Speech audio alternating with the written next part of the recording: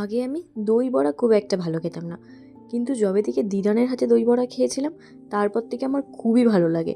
তারপর থেকে দিদান দই বড়া করলে আমরা বেশ ভালো খাই। আর এটাকে দেখতে যতটা সুন্দর হয়েছিল খেতেও ততটা সুন্দর হয়েছিল। আর আমি যেহেতু একটু ফটো ভিডিও তুলি, তাই সবসময় ভালো প্লেটটা আমাকেই দেওয়া হয়। আর এটা বানানো হয়েছিল কারণ দীপদা যেহেতু থেকে গেছে আমরা সবাই মিলে একসাথে খাবো বলে। আর আমরা সবাই মিলে বেশ ভালো গল্প করছিলাম।